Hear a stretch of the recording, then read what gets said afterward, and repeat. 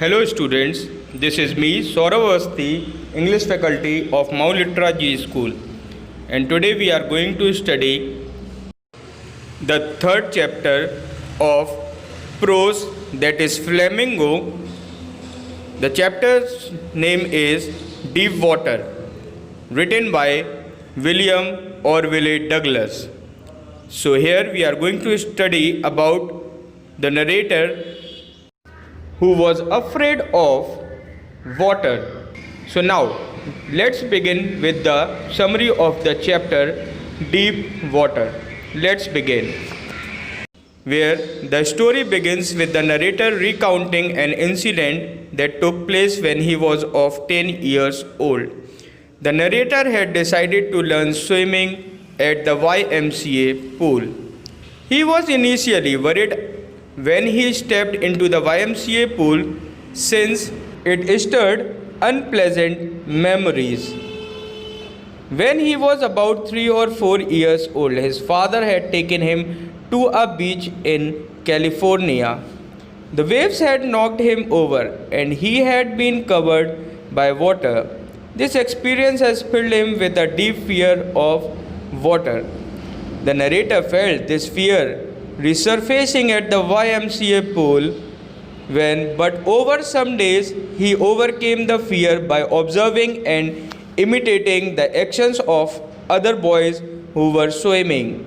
One day, the narrator was sitting alone by the side of the pool waiting for the others to come up. He did not have the confidence to enter the pool alone.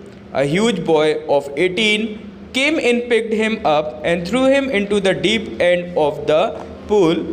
The narrator panicked as he sank to the bottom of the pool, but he kept his wits about him. He decided to push himself up to the surface when his feet hit the bottom and then paddled to the edge of the pool. Unfortunately, he came up slowly. When he opened his eyes, he saw nothing but yellow water. He started to panic as he rose, especially when he could not get his face out of the water. As he sank slowly back down, he started to lose his breath and was suddenly stiff with fear.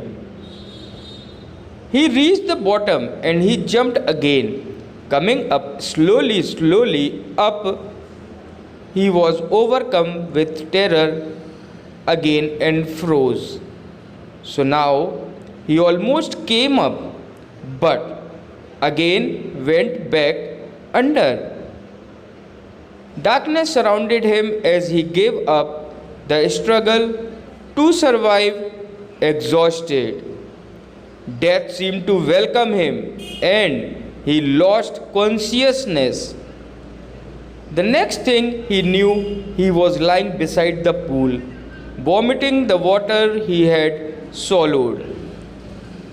He had been pulled out of the water just in time, but still, this incident left him feeling vulnerable and helpless, and from that day, he was terrified again of water.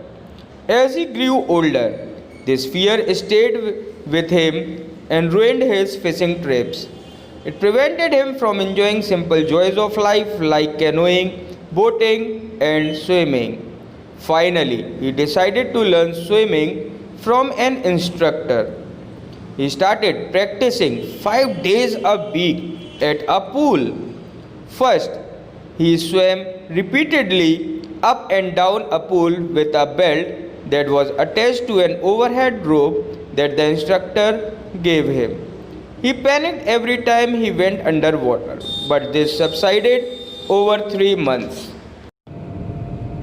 The instructor then taught him to breathe and kick properly, and eventually he learned to swim without help. The narrator was overjoyed but wondered if he could swim alone without his instructor's support. He managed just fine. To curb his lingering doubts, he swam alone across Lake Wentworth and then across Worm Lake, which he had visited before. He did experience his old fear once in Lake Wentworth, but was able to ignore it. When he was able to swim across Worm Lake and back, he was ecstatic at having conquered his fear. The narrator ends the story by quoting Franklin D. Roosevelt's words. All we have to fear is fear itself. His near-death experience had only made him stronger. So, finally, he felt liberated. So here it proves that if you are a determined, self-determined and hard worker, then you can achieve your goal and you can overcome any fear. So finally, you have to be strong. This story tells you that how you can win your fear and do what you want to do in your life. So finally, be confident and be positive throughout your life. Okay, so this was the chapter Deep Water of Flamingo. Now, thank you so much. Stay safe and stay healthy and be at home. Thank you so much.